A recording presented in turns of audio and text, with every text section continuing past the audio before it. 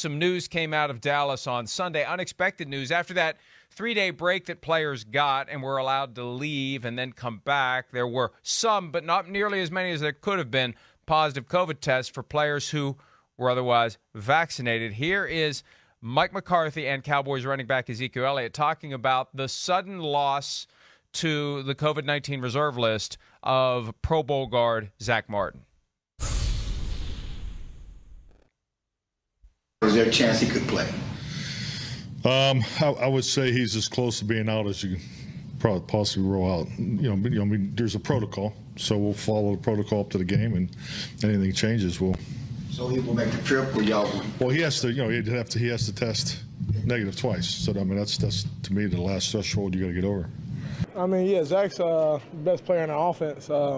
Most runs they coming back behind him. Even last year, we were battling some injuries. He moved to right tackle, and he still excelled at right tackle. So his talent is you can't speak him out of enough. But we just got to rely on. I'm not sure who's playing for him. Little Connor. Let me start there and work backward. Do you agree with Ezekiel Elliott's assessment that Zack Martin is the best player on the Cowboys offense? Well, to me, it's him or Dak Prescott, right? I think if it was a healthy Dak Prescott, it's really close. Zack Martin's certainly one of the 2 or 3 best offensive linemen in all of football, right? So it's where you value that position. But I think a healthy Dak Prescott, I think they're neck and neck. But I don't think it's a crazy comment for Ezekiel Elliott to make that. No, not at all. And his presence helps Ezekiel Elliott be a lot better than he otherwise would, because you have to have a good wall of blockers. And Elliott talked about how so many of the plays, Elliott is running right behind Zack Martin. So if he's not there, that's a problem. Now, I know there are a lot of people out there that don't want to talk about, don't want to think about, don't want to hear about the COVID situation. You're being naive if you don't recognize it's a factor. Already it's a factor. One of the best offensive linemen in football is most likely going to miss the first game of the season because of this year's protocols. And this lack of transparency, it's so goofy because, for example, the Cowboys won't come out and tell us who is and isn't vaccinated. So what you have to do is try to discern the situation from the facts that they will disclose. Yeah. When we find out on Sunday that Zack Martin tested positive, 2 possibilities: out for at least 10 days if he's not vaccinated, or out until he can generate 24 hours apart a pair of negative tests. So they didn't tell us he's vaccinated, but what McCarthy said yesterday makes it clear that he is, because he can be back. He can be back by Thursday night. Now, when it first broke on Sunday, McCarthy said he's out, which made me think, well, maybe he's not vaccinated, because you can get back by Thursday if you are. Yesterday, McCarthy acknowledged there's a chance he gets back. There's a chance he generates the 2 positive tests and otherwise has no symptoms, or the 2 negative tests, slight difference there, and otherwise has no symptoms and could play on Thursday night. It's slim, but it's not none. Yeah, I know. I'm like, what are the percentages of somebody coming back 5 days after vaccinated? I know. I just wanted to throw that out there. Yeah, I have no idea. Yeah. No idea. I know. It's something we're probably going to learn about as we go on here. But, of course this is a big deal. What? Of course this is a big deal. It is like Ezekiel Elliott, he said it right. Best player on our offense, especially right now with Dak's injury. Maybe most important player, or certainly up there on the whole football team for this matchup. The Tampa Bay Buccaneers with Vita Vea and Sue and that defensive line, and you got a Dak Prescott who's not going to be 100%. I don't care what anybody says. He's not going to be 100% Dak Prescott. I can run, move, read option, keep the ball, and do those type of things type of football player. Protection for him is paramount in a first game back when you didn't play preseason football or anything like that. So that's, when you just look at it from that aspect alone, you go, wait, Cowboys are undermanned in this football game. None of us are expecting them to win the game. In fact, I think you and me are almost like, I just hope they keep it close or it's fun to watch. That's where I'm a little bit at. And they'll look at the game, I go, wait, there's 2 ways maybe they could have upset this game. And they both they lead back to Zack Martin, the offensive line. One, can Dak Prescott just be on fire and just carry the team with his right arm and Amari Cooper and CeeDee Lamb and bing, bong, boom, boom, and we're going down the field on the Bucs? Can they do that? I don't know. I'm going to say the chances are like less than normal just because Dak hasn't played in so long. I have a hard time thinking they're going to hit the ground running right in the Super Bowl. I mean, against the Super Bowl champs on opening night. And then the other way I look at it, Mike, and you tell me if I'm crazy or this, or they're going to have to like play a different style of football, run the football, Zeke Elliott, kill the clock a little bit, keep the ball out of Tommy and Mike Evans and Gronkowski's hands. And damn, both of those go back to Zack Martin, him being, a key factor in that. So that's where it stinks for Dallas to have to deal with this injury. A couple of examples that we can at least point to, not necessarily learn anything from as it relates to whether or not Martin has a chance to come back. And Ndamukong Suh, one of the 100% vaccinated Tampa Bay Buccaneers, and Ryan Tannehill, who said the only reason he got vaccinated because of the protocols. Yeah. They both were on the COVID-19 reserve list for 9 days after testing positive. So I don't know that 5 days is realistic. I just think that this is one of the carrots dangled by the league when they came up with the two sets of protocols for vaccinated and unvaccinated. Unvaccinated, you're out at least 10 days. Right. Vaccinated, well, if you can generate a pair of negative tests at least 24 hours apart, you can come back. So go get vaccinated. So in practice, I don't know what that is going to mean. Right. And we're going to find out. And 9 days so far, we can point to two high-profile players and say you're only saving a day if you're vaccinated. And that's probably why the Cowboys' initial reaction when they found out that Martin tested positive Saturday, there's no way he's going to be ready to go 5 days later. It's just not going to happen. So I think we assume he's not going to play. And if he somehow does, good news for the Cowboys. But as you said, they even have a very, very tough time with Zack Martin if he's somehow able to play. Right. It gets much more difficult. What they had to have been thrilled to find out that they were in the first game of the season. It's a big spot. And you got to go to Tampa at some point anyway this year. But, yeah, you'd probably like to go at a time when your quarterback is closer to being full strength. That was long before he had the shoulder injury that knocked him out for weeks of the training camp and preseason cycle. And there's a lot of questions with the Cowboys with him. Martin not available. This is the worst possible week for the Cowboys to have to go to Tampa Bay the night they hang the banner. They have everybody back. Tom Brady's healthy. He doesn't have a sleeve on his knee for the first time in 13 years. He was talking this weekend about how he's more mobile than he's been in a long time, and he admitted it's not like a Mike Vick all of a sudden, but you take that out of the equation. You can move a little bit better.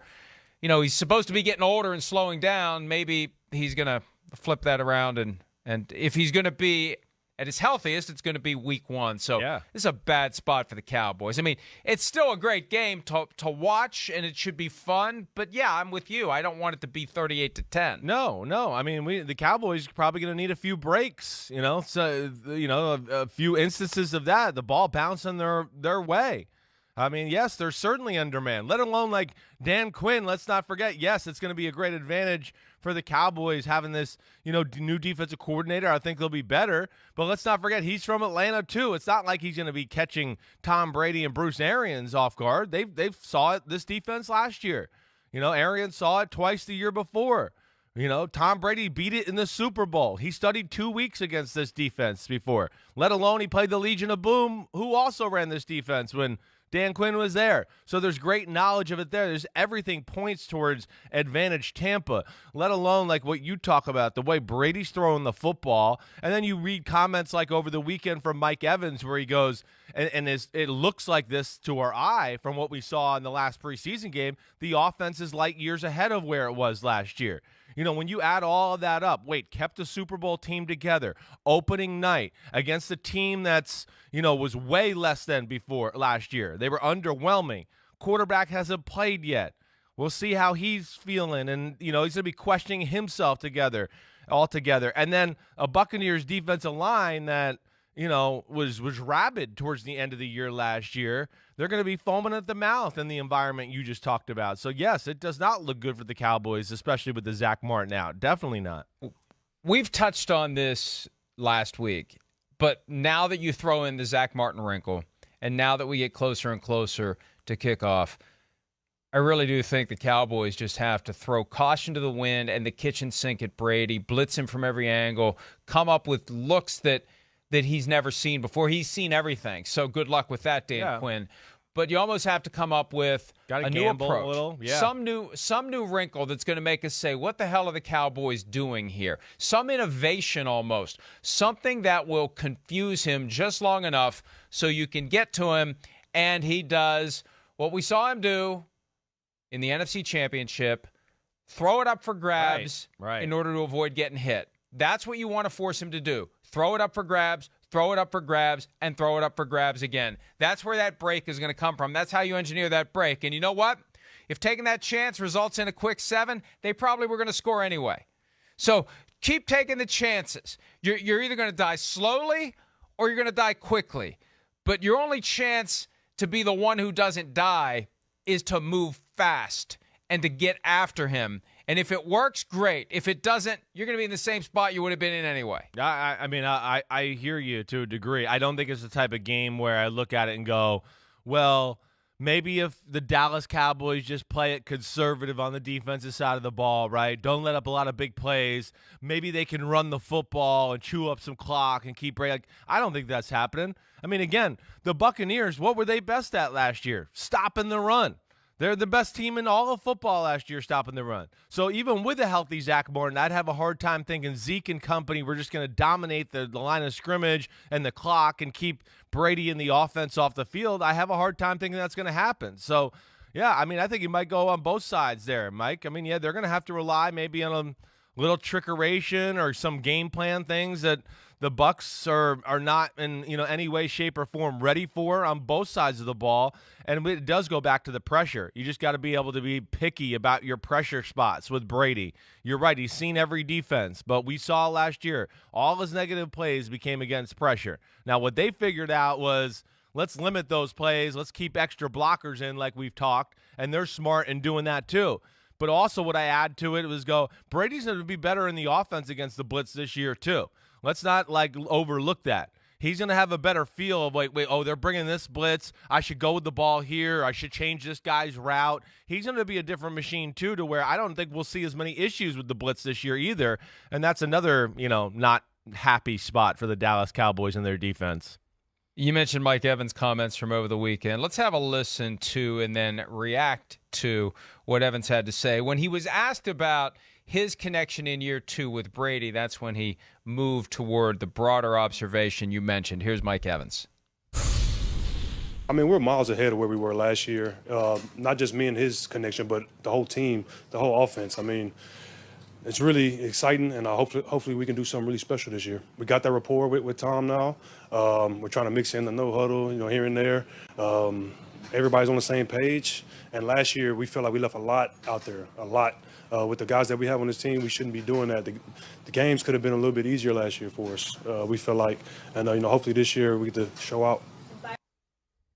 Oh, that is not good news for the rest of the league. And throwing in the no huddle from time to time, that's when things could get very interesting for that Tampa Bay offense as the 44-year-old quarterback hits overdrive and tries to get down the field quickly. And it may just be that Dallas's only chance is try to match them point for point. And we were talking about this in some other context recently. Just try to break serve once or twice. Right. Try to get to Brady once or twice. Alabama, Nick Saban, I think we were bringing it up, right? Yeah. But try to slow them down once or twice and hope that your offense can deliver and that you can end up. And I'll take 38-35. Sure. I love 38-35. Sure. I love that much more than 13-10, especially to start the season. Remember the game last year between the Chiefs and the Texans was kind of sluggish and ugly and slow. I'll take a shootout any day of the week, Chris. Yeah, I would too. That would be a lot of fun to see. No question. I guess I'm not sold on the fact that Dallas will be ready for a shootout. I know they will be, maybe like you said earlier, week 5, week 6. Yes, we got some time together. Prescott's healthy. He's gotten to play a little bit. But, man, this is going to be, a whole different animal as far as, trying to hit the ground running and being able to, really orchestrate offense, be detailed all over those type of things. Week 1 against Tampa, as talented as they are, it's going to be crazy out there. That's where it is going to be interesting to see. Can Dak Prescott really come back right off the bat, without playing for 9-10 months and just tear this defense apart? I don't know. I got to see it to believe it to a degree. I'm sure they'll make a few plays, but can they consistently do it throughout the game? Man, I just have a hard time thinking that was the way the Buccaneers defense looked at the end of the year. If we were to do a full roster tail of the tape, advantage Bucs, advantage Cowboys, is there any area that you would look at the Cowboys and say they're better than the Tampa Bay Buccaneers? Any area at all? I mean, I guess if you want, maybe we could get into receiver, but it's not like it's close, right? I mean, I don't know. Yeah, you're right. I don't know if I'd take them, but I just, get Godwin and Evans versus CeeDee Lamb and Cooper and maybe the rest of the group. I don't know, but it's like, if you do give the advantage to the Cowboys, it's barely, right, Mike?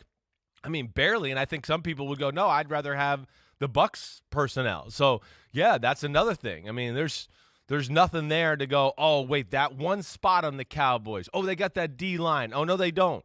Who is that guy on their defensive line that can get after Brady without having to blitz or do that? I mean, I think you bring up a great point. They're not in the same class of them right now. And I think at receiver, the Buccaneers are so stunningly deep. Yes. It goes Evans to Godwin to Antonio Brown, Scotty Miller, Tyler Johnson, who had that incredible catch, came in out of shape, got himself into shape. And then you've still got O.J. Howard, Cameron Brayton, Rob Gronkowski at tight end. It's insane. It's obscene. I know. Yeah, it is. They got weapons galore. They really do. Weapons galore to go with an offensive line who can really push any defensive line in football back for the most part.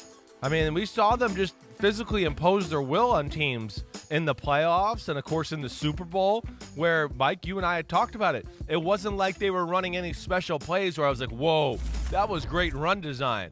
I mean, they got to the point where they were like, wait, we're going to protect Brady, and he's going to throw a laser, and you can't stop it, and then we're going to just run this run play where all our guys just go straight, and you guys are going to go straight back. And then Leonard Fournette's just going to go where he wants. And he did that throughout the playoffs. So that's where they're scary. And then that's where you look at the Cowboys where I go, hey, Van Der Esch and Micah Parsons, that's great. They look like they're going to be a really talented duo. But it goes back to the old thing we always say. It's just, is there anybody on that D-line that can do anything special? And we haven't seen that from DeMarcus Lawrence. I hope he can get back to that form, but there's just that no difference-making playmaker in the front four of the Cowboys that pops out to me right now to think that, oh, they could strip sack fumble or cause a few plays, for mishaps for the Buccaneers to maybe win the game that way. It's a really damn well-built team by Jason Light and company down in Tampa. And when you consider all the weapons they have, we mentioned the receivers, we mentioned the 3 tight ends at running back, you mentioned Leonard Fournette, they have Ronald Jones as the lead dog in that attack, and then Gio Bernard comes in as the third down option, one of the only upgrades they made. They held firm across the board and upgraded with a third down back who will be better than what they had last year when it was either LaShawn McCoy or Leonard Fournette. Here's one thing. When you consider all those names, and you got Chris Godwin in a contract year, Antonio Brown on a 1-year deal, other guys trying to muscle their way in, you will never hear. It won't even hit the radar screen. This whole idea of, there's only one football. Well, you got to keep everybody happy. Yeah, right. And this gets back to, this is a prime example. For the folks out there that say wins don't matter for quarterbacks, and I say, yes, they do. Not in the traditional classic way. They matter in the way that if you have a Tom Brady and you have all those weapons, it's never even anywhere close to the table that you're going to have a problem with guys popping off about wanting the ball more, pouting on the sidelines because they didn't get the ball thrown their way, sulking on the bench because Tom Brady won't have it. And that's one of the things that he brings to your team that most of the other quarterbacks, they just can't do it. He commands with a look, with a word, with a glance, with a gesture. That's never going to happen. You check your ego and your individual ambition at the door when you're playing for the Buccaneers. And it's easy to say it. It's much harder to do it. But with Brady around, It's not even a thought, Chris. No, it's like a great quarterback thing, and I think it's a great point you bring up. Really, it is. It goes all into the things you talked about: his leadership, his selflessness, the fact that he never shows like an ego or hey, make it about me. You're right. He's going to hold people accountable regardless of the situation, and then ultimately too, where they trust him is he doesn't play favorites. He doesn't. He goes where the defense tells him to go. He doesn't go like, well, I just like this guy, so I'm going to throw to him no matter what. That's when, like, weapons get frustrated. That's when they start to go, wait, what the hell? That guy was covered, and you threw to him, and the look said to go to me. I'm not covered. Why did you do that? Brady doesn't play those games. None of the great ones do. It's like, no. The defense, the play itself brought me to this guy, and that's why I'm throwing to him. And that's where, like, weapons can, digest the fact of, wait, I'm not getting the ball all the time, but it's not like he's calling plays just to go to this guy or audibling just to get the ball to this guy. He's going there because that's what the football moves are telling him to go. And I think that is a very real aspect, Mike. That's something that jumps out to me for sure on the offensive side of the ball. And I expect them to hit the ground and be just absolutely executing at a really high level. And here's the other thing that just jumps out to me about the defense, why you got me talking about this team in general. Yeah, they kept the same team. And the crazy thing is like, kept the same team, but got a lot of young guys who are like, just won the Super Bowl and have not hit their prime. They're just going to get better. They really are. I mean, really, Devin White, he hasn't hit the prime yet. I think he's the best linebacker in football, but yeah, he's not as good as he could be. Antoine Winfield's going to be a year better. Antoine Winfield Jr. Carlton Davis, who's an island mano-a-mano lockdown corner, he's going to be a year better. The kid Demps at 35, the other corner, same type of thing. They got these phenomenal specimens who have been kind of raw and learning their way the last 2 or 3 years on that defense too, let alone Vita Vea. He's not. You haven't even seen the best of him yet. I think that's what's scary. When you just go, wait, they got all this talent, and then they got a bunch of young guys who haven't even peaked yet. And if they peak, that's where it just goes. You go to the NFC and you go, who's really on the Bucs level through the roster-wise? It's hard to come up with many teams that are on their level in the NFC. Sorry, you mentioned Carlton Davis. Yeah. No, it's good. Yeah. You mentioned Carlton Davis. He spoke to reporters over the weekend, and it was funny because a lot of teams will send out a transcript of everything the guy says. The Buccaneers left out one thing that Carlton Davis said, and what he said was, hey, I'm second to none when it comes to cornerbacks. And they're trying to avoid any of that stuff, but he also explained, and they did send out this part, what it's like to practice against Evans and Godwin and Brown and Miller and all their receivers. They all have different skills. It makes you better. He's in a contract year. Dealing with the Buccaneers offense in practice makes him better, and he's in a position now almost like Josh Norman was just kind of hanging around for a few years, and all of a sudden, 2015, hey, Josh Norman's a Pro Bowler and an All-Pro. Right. And he did it right on time to get the franchise tag that the Panthers eventually rescinded. He got a big contract in Washington. But Carlton Davis could be a story like that this year, where he goes from guy that we really don't talk about to, he's one of the best cornerbacks in all of football. And he's trying to promote himself a little bit. He basically said the media decides who they like and who they don't and who they're going to promote, so I'm going to promote me. And he started that process, and I'm glad you mentioned him because, yeah, he's going to be better the more he faces all of those guys in practice. Then it becomes easier when it's time to go in a game, and the guy that you're across from isn't as good as the guys that you see all the time. Hi, I'm Mike Tirico, and thanks for watching. Make sure to hit subscribe for the latest news and highlights from NBC Sports.